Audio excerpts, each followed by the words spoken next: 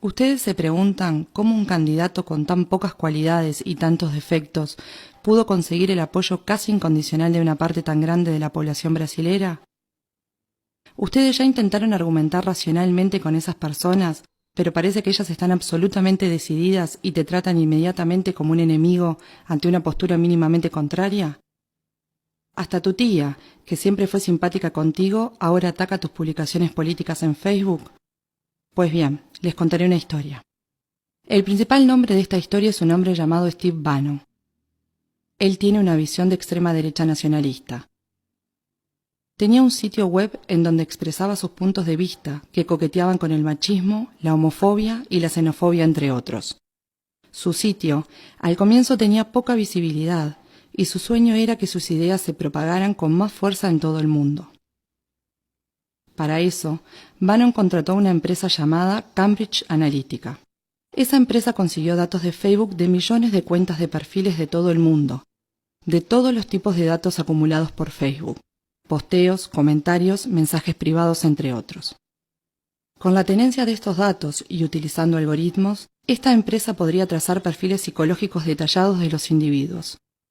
Tales perfiles serían utilizados para saber cuáles personas estarían más predispuestas a recibir determinados mensajes.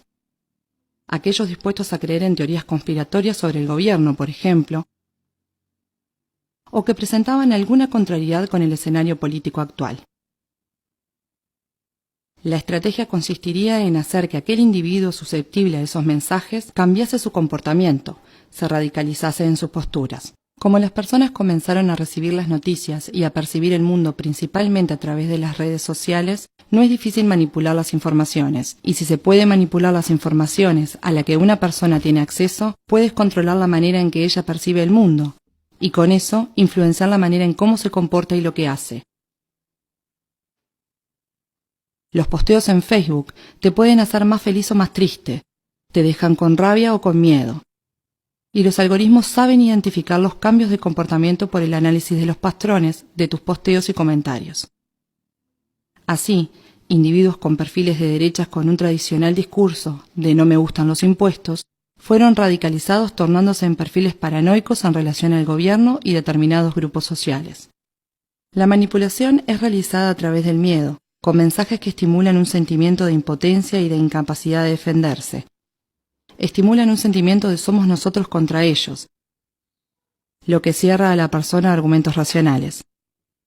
Sitios y blogs fueron fabricados con noticias falsas para bombardear directamente a las personas influenciables por este tipo de mensajes. Además de esto, fue explorado también un sentimiento de anti lo establecido, anti medios tradicionales y anti todo lo que hasta ahora estaba. Cuando las personas reciben varias noticias de forma directa sin verlas y esas noticias no repercuten en los informativos, llegan a la conclusión que los grandes medios mienten, que esconden la verdad que ahora ellos saben. Si antes los medios tradicionales de comunicación podían manipular a la población, esta manipulación debía ser hecha abiertamente, ante los ojos de todos.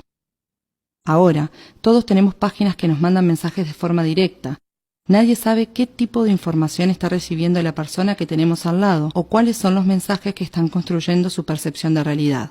Con ese poder en las manos, Bannon consiguió popularizar entre los jóvenes a All Right, un movimiento de extrema derecha norteamericano que resultó de las protestas Unamos a la Derecha el año pasado en Charlottesville, Virginia. Bannon trabajó en la campaña presidencial de Donald Trump, siendo un estratega de su gobierno. La empresa Cambridge Analytica trabajó también en el referéndum del Brexit, que fue ganado principalmente por argumentos originados de noticias falsas.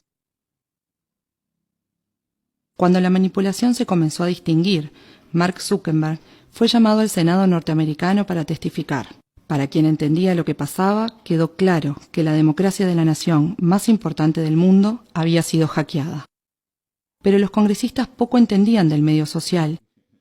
¿Y quién estaría dispuesto a admitir que la democracia puede ser hackeada a través de la manipulación de los individuos? Zuckerberg solo estaba pensando en establecer un modelo de negocios lucrativo, con la venta de anuncios direccionados, decían. La recolección de datos y creación de perfiles psicológicos de las personas en las redes tenían una intención aparentemente inocente de hacer que las personas dieran clic en anuncios pagos. Era solamente un modelo de negocios, pero ese mismo instrumento puede ser usado con finalidad política. Él se dio cuenta de eso y sabía que las elecciones brasileras podían estar en riesgo también. Brasil es una de las mayores naciones del mundo. Facebook entonces tomó medidas activas para evitar que las campañas de desinformación y manipulación ocurriesen en su red. Muchas cuentas falsas fueron retiradas de Facebook en el periodo anterior de las elecciones. Pero no contaban con la popularidad y capitalización de los grupos de WhatsApp. Este es un aplicativo de mensajes directos entre individuos. Por eso no puede ser monitoreado externamente. No hay cómo regular las fake news o noticias falsas. Hacer un perfil falso en WhatsApp también es muy fácil como en otras redes sociales, pero más difícil de ser detectado.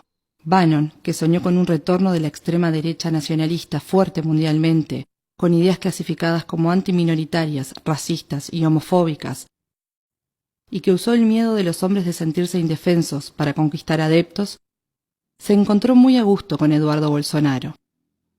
Bolsonaro dijo que Bannon apoyaría la campaña de su padre con soporte y consejos de Internet. Bannon es un consultor eventual de la campaña. Bolsonaro fue el candidato especial para él, ya que comparte sus ideas en el escenario ideal, un país pasando por una grave crisis económica y con la población desencantada, desilusionada de su clase política. Después de las manifestaciones políticas de las mujeres en todo Brasil y de todo el mundo contra Bolsonaro, el apoyo del candidato subió entre el público femenino del 18 al 24%. Un aumento de 6 puntos después de que gran parte de las mujeres se unieron para demostrar su insatisfacción con el candidato. Esto pasó porque de un lado los grandes medios de comunicación simplemente ignoraron las manifestaciones y por otro hubo un ataque preciso a través de grupos de WhatsApp pro-Bolsonaro. Videos editados con escenas de otras manifestaciones con mujeres mostrando los senos o rompiendo imágenes cristianas utilizadas para desmoralizar el movimiento LNAU entre las más conservadoras. Además, Eduardo Bolsonaro salió a hablarle al público después de la manifestación y declaró: «Las mujeres de derecha son más lindas que las de izquierda. Ellas no muestran los pechos ni defecan en las calles. Las mujeres de derecha son más higiénicas». Esta declaración, que puede parecer pobre o estúpida, es hecha como medida para estimular el sentimiento de repulsión, de rechazo para con el otro lado. Esto no es una novedad. La máquina de propaganda del nazismo alemán asociaba a los judíos con las ratas. El discurso era que los judíos estaban infectando las ciudades alemanas, así como las ratas lo hacían. Ese es el discurso que asocia el sentimiento de repulsión hacia una determinada población, lo que hace que el individuo se quiera identificar con el lado limpio de la historia.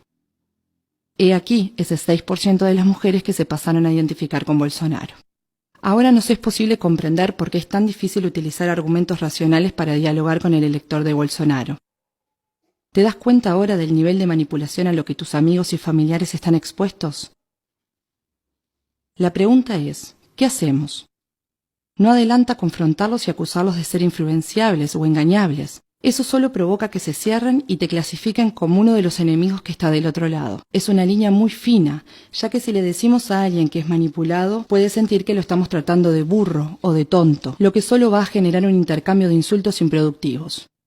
Tengamos empatía. Esas personas no son todas malas.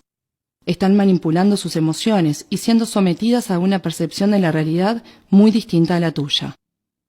La única manera de cambiar su pensamiento es hacer que esas personas perciban ellas mismas que no hay argumentos que fundamenten sus creencias. Pidamos que las personas defiendan racionalmente sus opiniones políticas. Estemos abiertos a oírlas, pero continuemos siempre preguntando más y más hasta percibir que llegamos al punto en que la persona se da cuenta que no existen argumentos para responder. Preguntémosle, por ejemplo, ¿por qué decidiste por este candidato? ¿Por qué pensás que va a cambiar las cosas? ¿Pensás que él está preparado? ¿Conocés sus propuestas, su historia como político? ¿Cuál realización de él aprobás? Si percibimos que la persona no está pronta para debatir, retirémonos de la discusión. No agredamos ni ofendamos, ya que este comportamiento radicalizaría el somos nosotros contra ellos. Tengamos en mente que los discursos en los que esa persona cree fueron introducidos en ella de manera que hubiese una verdadera identificación emocional, tornándose en una especie de segunda identidad. No es de un momento a otro que algo así se cambia. 2 de las democracias más importantes del mundo ya fueron hackeadas utilizando técnicas de manipulación. No vamos a dejar que esas fuerzas nos pongan unos contra otros. No podemos dejar que rompan nuestro tejido social de manera irrecuperable.